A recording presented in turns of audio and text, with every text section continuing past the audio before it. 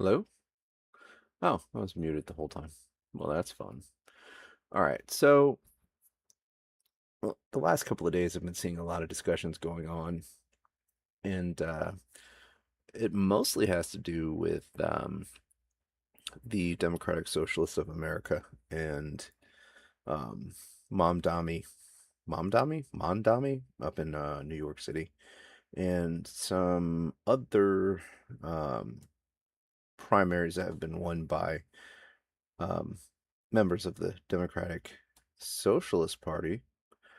But come to find out that apparently either they themselves, the winners of the primaries, or people who looked into them say they're more communist.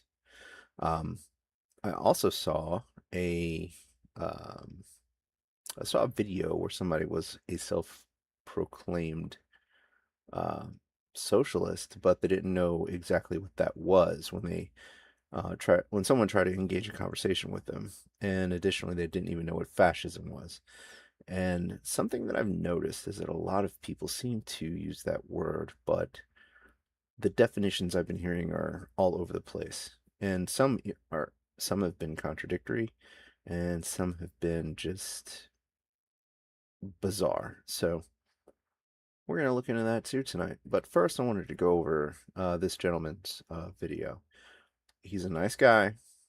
Um, no ill will, no negativity towards him.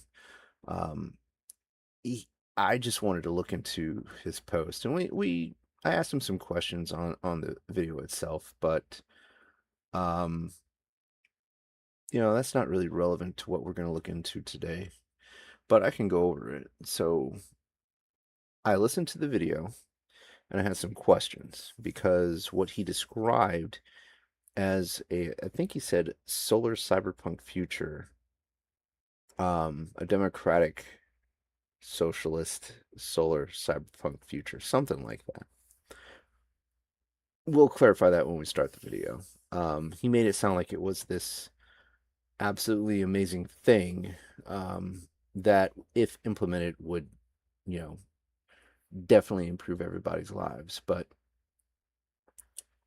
very little in life is that rainbows and is that just rainbows and unicorns type happiness.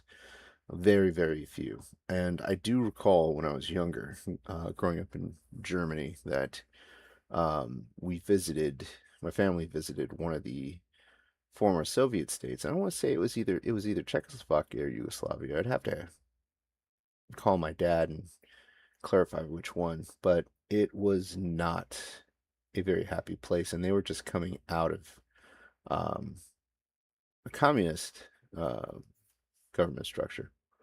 But anyway, so the conversation goes. So I asked this gentleman, how can you be sure that this is how things would play out? Could it be equally as possible that the opposite could occur? Meaning, if what he describes in this video is implemented, how do we know that it won't just completely go south? And he responded, talk to millennials and Gen Z and ask them yourself. It's really a non-answer. Um, that's when I started having concerns with this, and I figured it probably deserved a little bit of a deeper dive. Most of us are sick of this bullshit. Um, I have to watch the video again, but I assume he meant capitalism. We're not boomers. Irrelevant. Our leadership style is different. How? And we want this stuff to happen. Well, I mean, sure. It's didn't quite answer my question, but at least he responded. Sometimes I'll engage folks with questions about their opinions on this type of stuff, and they just never respond. So I'll give him credit there. And again, no ill will towards this guy. So I responded, and I said, I have, meaning I've talked to millennials and Gen Z. I'm not interested in hearing their point of view in regards to your opinion and claims. I'm interested in hearing your reasoning. How do you know what you described will be as positive as you described and not go the other way into the negative? And that's really all I wanted. Um, that's really all I wanted to. That's really all I wanted to know. But anyways, so that's how our conversation went. I haven't really been able to check to see if he responded further from there, but it's been a couple days, so who knows if it's even still if this post is even still up.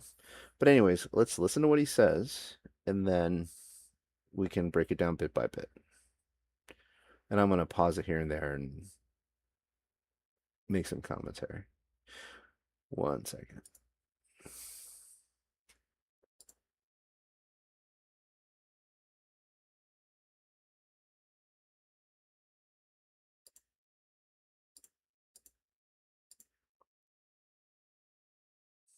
That tracks. Okay, here we go.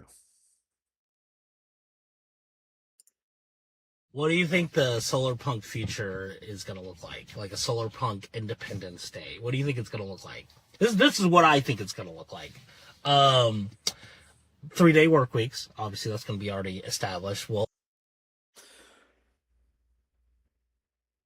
All right, so 3-day work week, totally fine. However, um,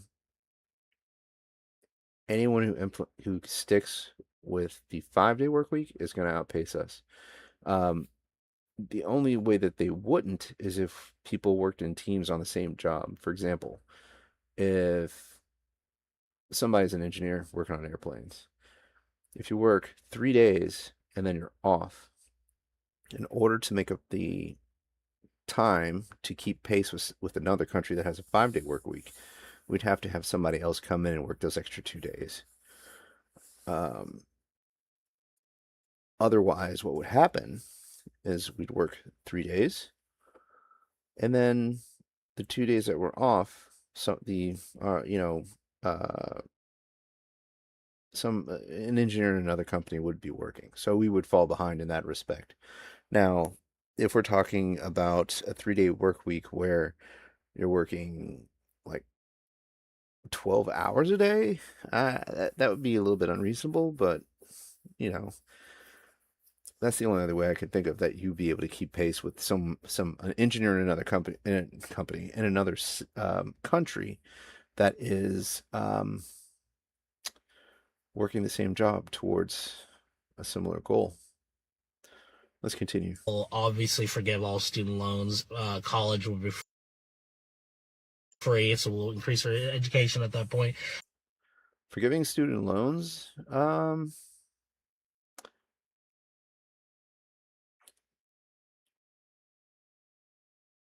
I think it's a good idea in theory, but once you sign the dotted line on a loan, you're responsible for paying it back.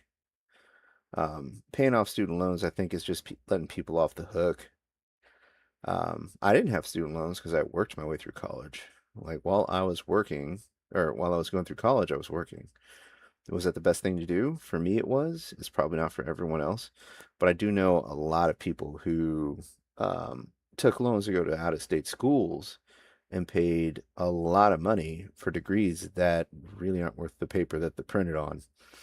So, yeah, I mean, honestly, yeah, people should be held accountable for the deals that they make. And really, signing for a student loan is a deal. It's a promise that you're making a deal that you're going to pay back the money under whatever conditions that you agreed to. So, um, let's continue. Everyone's already going to get paid, the $250,000 median family income. Like, But that then, but then wouldn't that devalue um, money? Wouldn't $250,000 under those conditions effectively be worth far less? Um, yeah, that seems economically like you'd throw something off.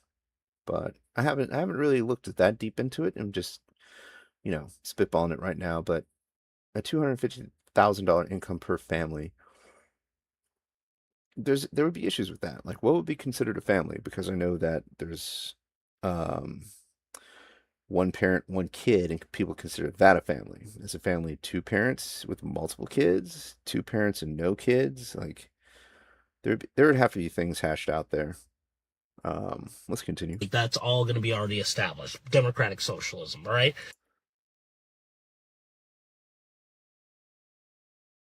What is that? I mean, you're plugging democratic socialism here, but is immediate is universal basic income. I think that's what he's describing. Free education and a 3-day work week. Are those tenets of democratic socialism? I'm not sure, but I hope it's not one of those things where it's what he defines as democratic socialism and not what the majority defines as democratic socialism. But again, I'm not sure. That's just a question that I would propose, but let's see. Let's see what else he says. But I think one thing that's going to be really awesome is how like happy everyone's going to be. It's going to be so joyous. Like everyone's going to be. I feel like it won't be just the American flag up there. But how do you know everyone's going to be happy under these conditions? I mean, they sound good right now based on like a surface level description of what you're saying, but things shift and react. Like that $250,000 income per family. Like, how is that maintained? Like, how do we know that prices for things won't increase or decrease to make that $250,000 effectively the equivalent of $10,000? Um, I remember there were some Eastern European countries that we went to. God, and I feel silly because I was like really young at that point. I wasn't even 10 years old. Where we went to one country and we got a bill, not a bill, but we got like a monetary note bill, whatever you want to call it, for something like $100,000 of the currency, and we thought that would go a long way. You know, we traded in dollars for that country's currency, but then we found out that it wasn't that much at all due to inflation and just the cost of products at the time. But yeah, I wish you could expand upon that. How do you know that everyone's going to be like so happy? Like there are people right now who are middle class, upper middle class, who are just freaking miserable. And compared to the majority of the country, they have a lot, if not everything they could want. So I don't know. I really don't know about that. Um, let's continue. On Independence Day, I think it's gonna be like all the flags, like a multicultural like display, because that's what America is. It's a nation of immigrants. Like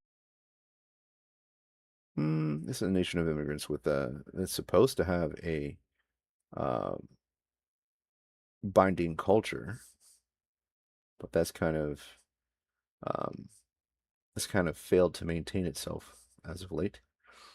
But let's continue. this ain't no white state. This is a nation of immigrants, dude. Aren't there white immigrants? European immigrants? That just seems like it seems a little bit odd that you're attributing immigrants to being non-white. My grandmother was an immigrant. She was from France. So, yeah, that's a little bit of a weird statement. And so I'm excited about that. What else do you think is going to be in there? Obviously we'll have a bunch of music venues, concerts, whatever the hell, you know. There'll probably be barbecues, cookouts, like some good cookouts, you know, like the good shit. Um, I mean, wouldn't we have those anyways? I feel like we have those anyways, regardless. hop on a train or some sort of like updated infrastructure light rail and just like go hang out with somebody at a fucking just at some event somewhere, you know, just in He really didn't say anything. the random like technological super city that we're all living in or super or wherever you were living in that's like just completely What do you mean by technological super city? What is that? What does that look like? Um, I mean, that would be cool. Like, I'd like it, but a little bit more description, please. Let's continue. taken care of. The infrastructure looks good.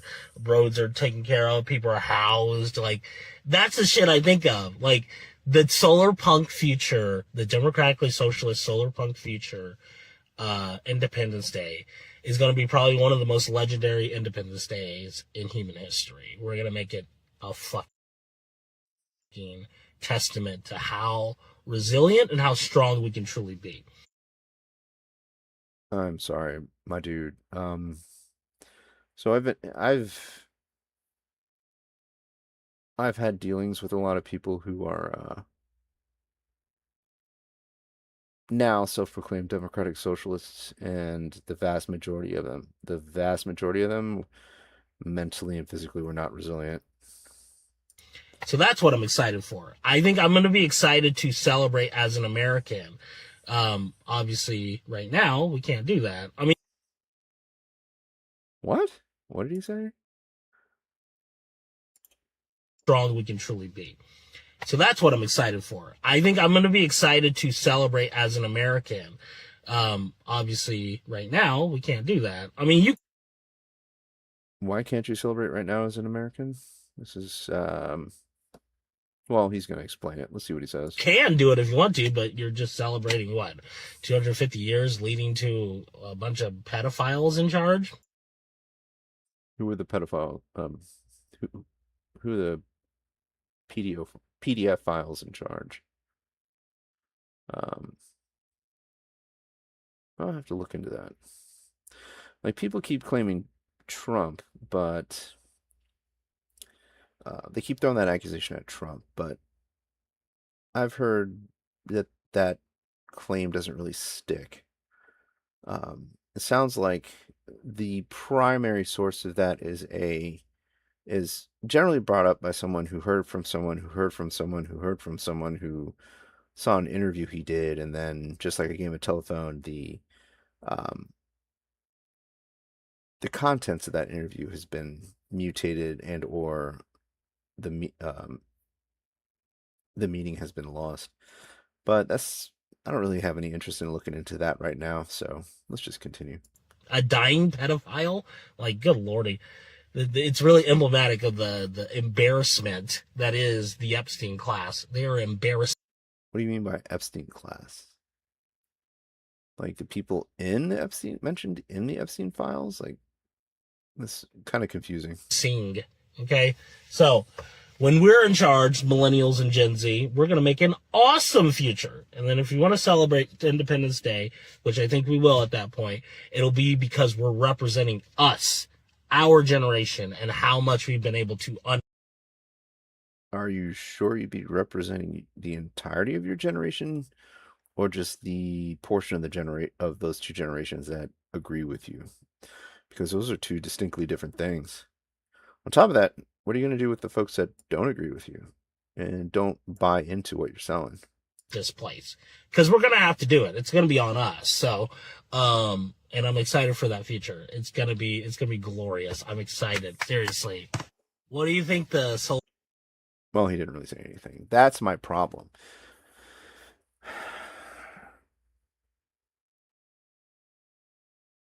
I think the issue is, and again, this is a nice guy. I don't wish anybody to say anything bad about him, but if you're going to post on social media claims like this, I see this vision of the world that looks like X, Y, and Z. Like, even though this is like a quick 1-2 minute video.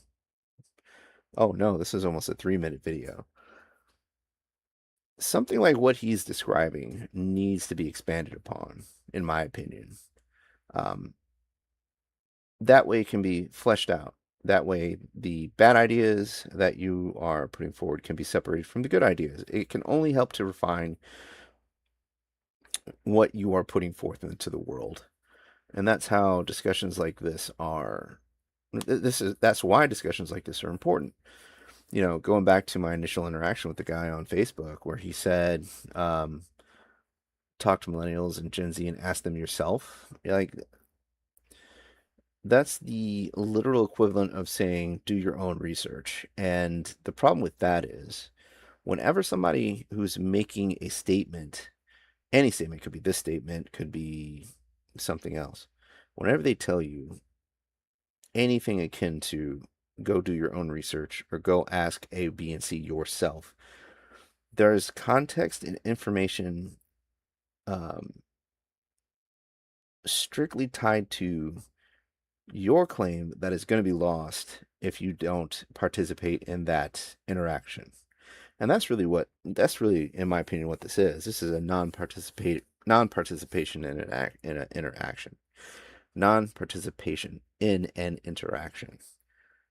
So that, I think that's just how people communicate these days, though. I know a lot of people who can't really um, expand upon their thoughts or their ideas or give you very many, just drill down into the nitty gritty and the details of what they're setting forward. And I think that's something that we need to work on just as a whole. But whoever started saying, when you whenever the trend started happening, when people would make a claim, you would ask for clarification or, you know, further information, and they say, go ask them yourself or go research it yourself. That's when I think people started taking the easy way out, and that takes away the possibility of the discovery that perhaps you don't know as much as you think you know about your worldview or your opinion. That's just the way that I see it. All right, so I was wrong. He said solar punk future. So I'm going to pull up ChatGPT and we are going to see what the heck that is. What is a solar punk?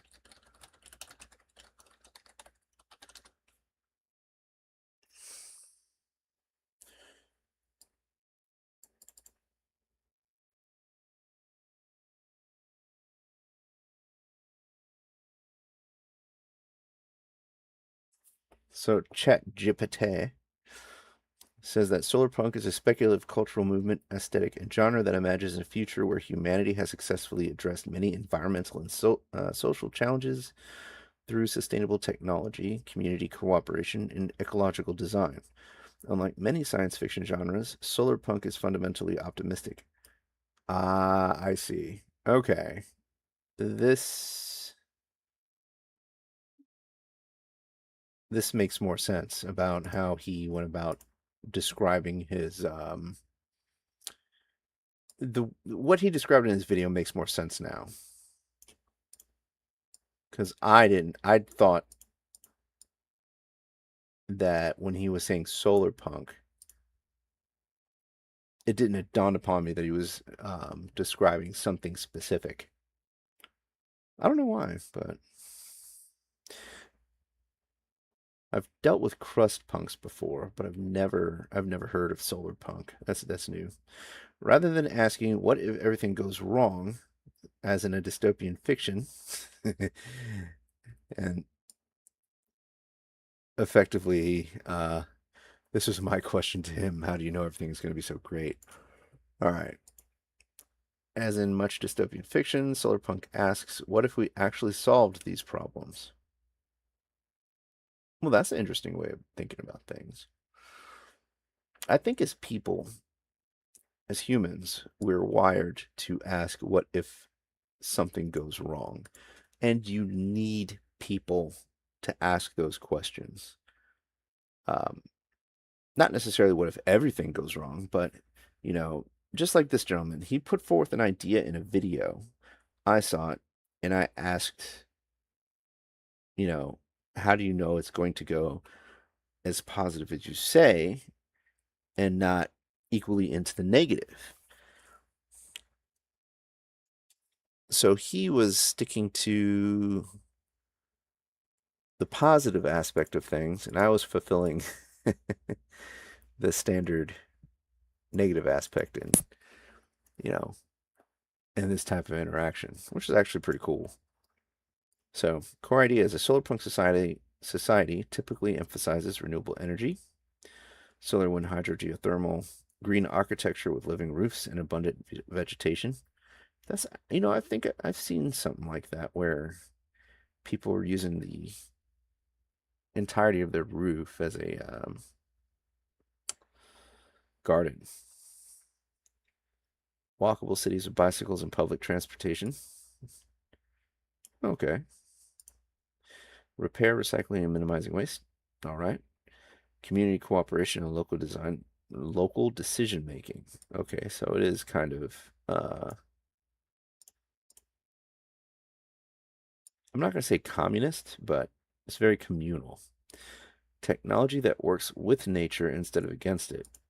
That's going to be a challenge, I think, because wouldn't you need to get rid of fossil fuels and try to figure out how to use things other than uh, plastics? But anyways, the aesthetic. Solar punk art often features buildings covered in plants and trees, solar panels integrated into architecture, vertical gardens, bright colors and natural lighting, clean rivers and healthy ecosystems, advanced technology that blends into the environment, clothing made from natural or recycled materials. Instead of gray skyscrapers and neon rain, think neon rain. Okay. Think sunlight, trees, glass, wood, flowers, wind turbines, solar arrays, wildlife living alongside people. Yeah, I don't know about that.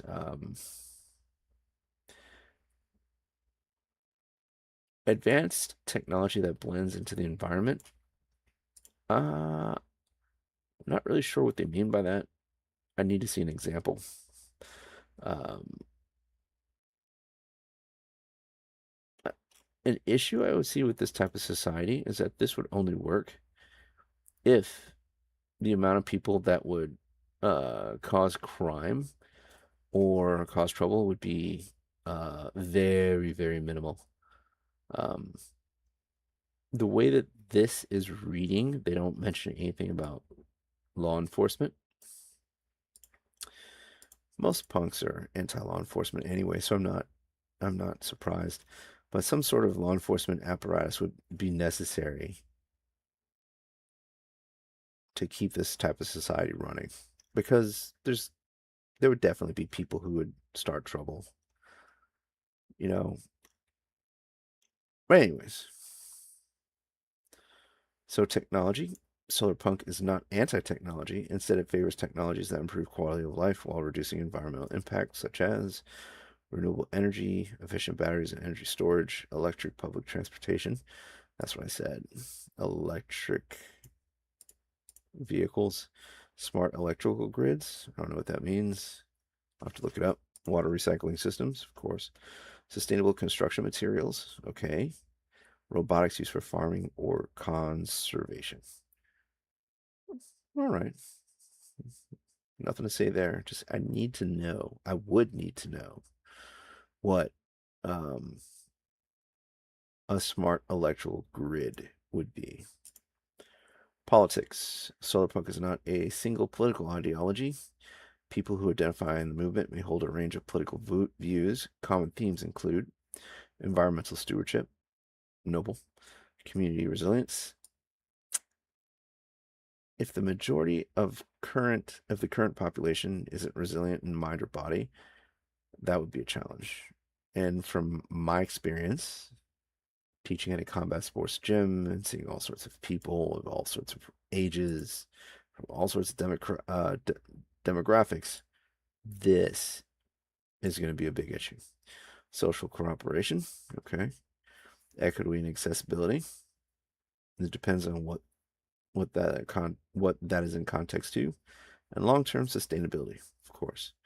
These values can overlap with different political and economic systems depending on the specific vision. Yeah, just like when the gentleman whose video we went over was calling a democratic socialist. Um, solar punk future. It all makes sense now. Okay. Solar punk versus other punk genres. This is interesting. Cyberpunk. High technology, low quality of life, corporate domination. Okay. Steampunk. Victorian era technology powered by steam. Diesel punk. Early 20th century industrial aesthetic. Atom punk. Mid-century optimism about nuclear technology. And solar punk. Sustainable, green, optimistic future powered by renewable energy. All right.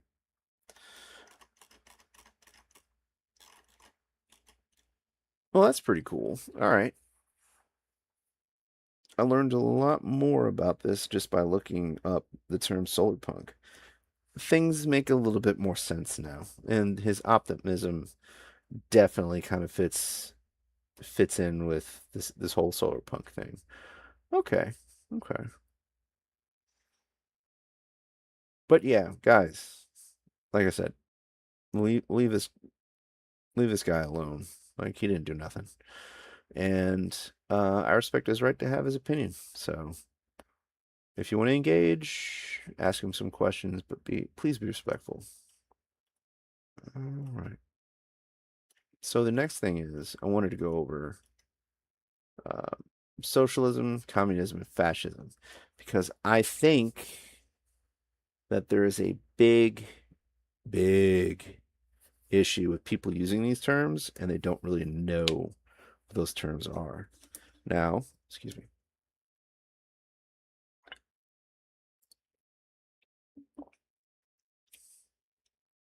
Um, let's start. So, socialism, communism, and fascism. These three political and economic systems are often discussed together, but they are distinct concepts. So they're distinctly different.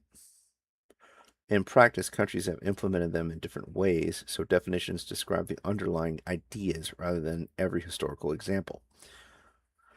So the implementation in the countries that attempted to implement them have been slightly different. Got it. Socialism definition. Socialism is an economic and political philosophy that argues that the means of producing goods and services should be owned or controlled by society as a whole, either through government, worker cooperatives, or public ownership, rather than primarily by private individuals. Okay. The core principles of socialism are greater economic equality. So that's interesting to me because if you're spreading the wealth, so to speak, and let's say the bottom, what was it, the bottom 50% of adults in the US pay no income tax? Actually, let's see about that.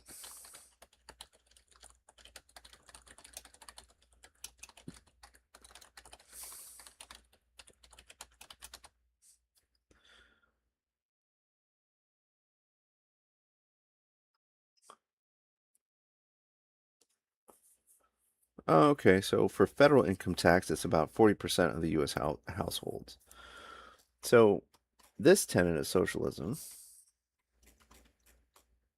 where'd it go? Greater economic equality. If you think about it, you'd be taking money from the top 60% and distributing it evenly, because that would be equal to the bottom 40%. And by bringing them up, you are dropping the economic hold. Not economic hold. That's the wrong term. You'd be dropping the wealth from that other 6% down. So, well, yes, you'd be bringing in greater economic equality, but it would be at the cost of one group giving to another in a very disproportionate manner. And some would argue by um, making things more equal, you're actually punishing that 60% by redistributing their wealth.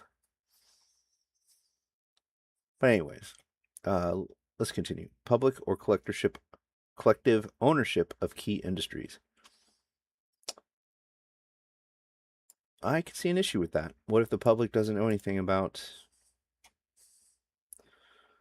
um, oil, like the oil industry? What if they don't know anything about the oil industry? What if the public doesn't know anything about farming? You know, if people who don't have knowledge of an industry are able to vote on things that affect said industry, that could cause major problems. Government intervention to reduce poverty and inequality. I kind of already touched on that, but there are some people who are poor. Not some people. There's a population in the U.S. who are poor because they choose to be. Um, Giving them money and a house may not be the best thing because, you know, they'd probably just rather live on the streets and be homeless. Because there's people. I've seen interviews of homeless folks in LA where they're, like, yeah, they make it sound like they're there on their own accord, like they choose to be there. But anyways, let's continue. Social safety nets as health care, education, and pensions. Is education considered a safety net? Maybe it means paying for education. But anyways,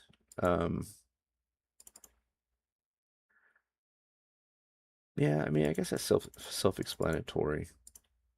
It's just that I worry about healthcare and education as a social safety net, um, especially in a political system where you want to push equality.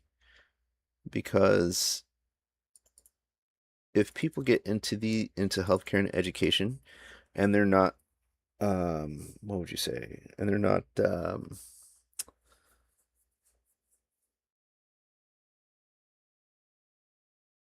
like if they don't have the experience in managing healthcare and education, and they don't know how to implement it to be good quality, then that could actually be a major disaster in the waiting. So, personal property, homes, cars, clothing, is generally allowed. Private businesses may or may not exist depending on the form of socialism. Yeah, I mean, like in New York City, they're trying to implement like government-run grocery stores, and that could put a lot of the bodega owners out of business.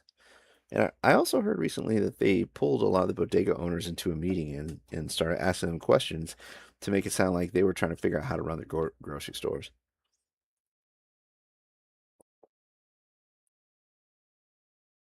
So there's some examples here of socialism. It says many modern European countries have social democratic policies, universal health care, public education, strong labor protections, but they are not socialist economies because most businesses remain privately owned. Historically, countries such as Sweden expanded socialist policies while maintaining a capitalist economy. So we can't use the Nordic countries as an example of socialism, but we can use them as an example of democratic socialism.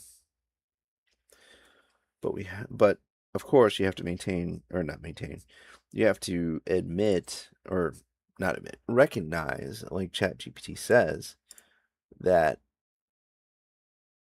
you know, Sweden, for example, expanded socialist policies while still maintaining a capitalist economy. So it's like a hybrid. Of course. One second.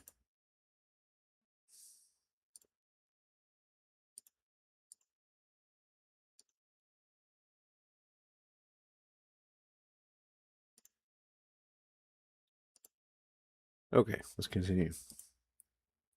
Now, communism is defined as communism, both an economic and political ideology, largely based on the writings of Karl Marx and Friedrich Engels, and envisions a classless, stateless society where all property is owned collectively and goods are distributed according to need. Well, what do you mean by classless? Like no middle class, like everyone's just one class, like a monoclass? Stateless, I mean there's no border restrictions? I assume so, but I'll have to go look that up. Where all private property is owned collectively and goods are distributed according to need. All property being owned collectively is there's like a very wide um, list of issues that could go wrong there. And goods being distributed according to need. Like, how would you know what a valid need is for something? Like, if I need a car engine and somebody else needs a car engine, what would the need be? And let's say in this case, in this hypothetical quick example, both of us are not even working on our primary cars. We're working on like a sports car, like a Mustang or Camaro that we both ended up getting. But yeah. Anyways, core principles of communism: no private ownership of the means of production. Okay. Elimination of economic classes. Oh, I see. Yeah, so everybody would be a monoclass. Wealth distributed based on need rather than market forces. Then what are we basing need on? That's what I would ask. What are you defining as need? What are the conditions that need to be met for something to be considered a need? In Marx's theory, the state eventually becomes unnecessary and withers away. Has this ever played out anywhere exactly like he said? I'm not sure if he did. Historical reality. Countries that are identified as communist, such as the Soviet Union, China, and Cuba, generally maintain strong central governments rather than reaching Marx's envisioned stateless society. So that's interesting. The places most popular for communism never went to the final step, never went to the stateless version of the society. That's interesting.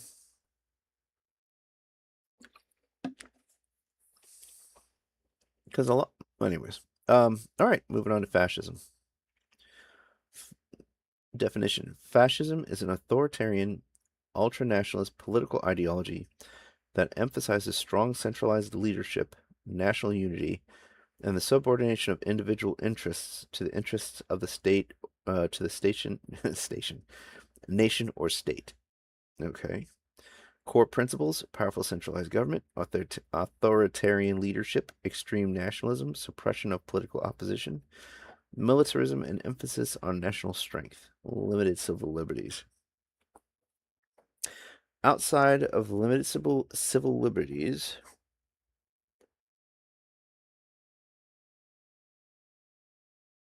I wouldn't say our government is centralized either. Authoritarian leadership.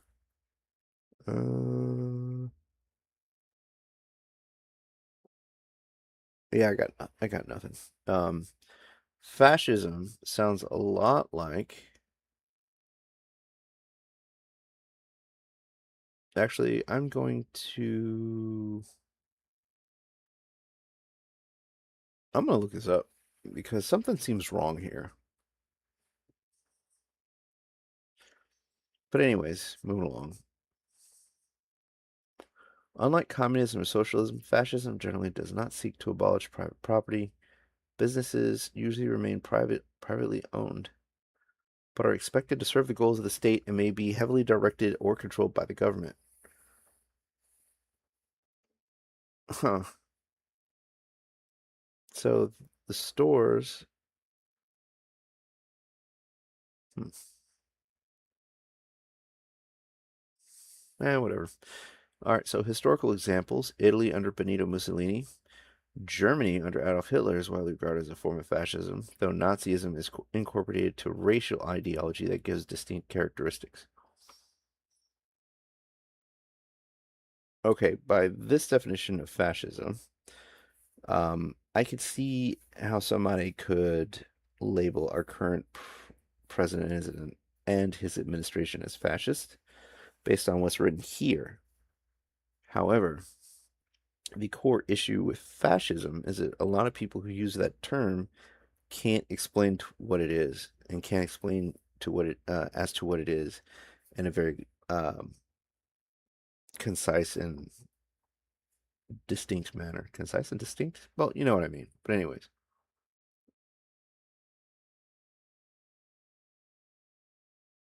huh,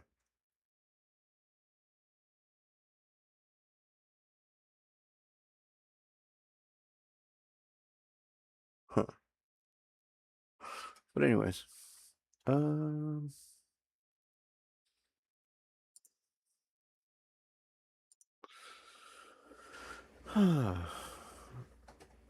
a common misconception: people often use socialism to describe any large government in political science. However, government services alone, such as public schools, social security, or national health care, do not make a country socialist. Most advanced economics combined market capitalism with varying degrees of government regulation and public services, making them mixed economies rather than pure capitalist or socialist. That's interesting. Similarly, while communist governments and fascist governments both have historically been authoritarian, they're based on different core ideas. That's interesting. Communism emphasizes class, quality, and collective ownership.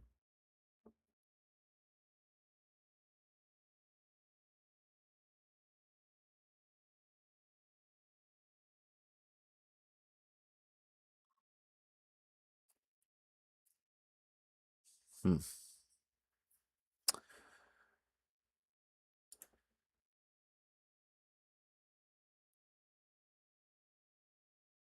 Well, anyways, that was a good little discussion. And I keep dozing off, so I'm gonna end it here. I'll end it a little early.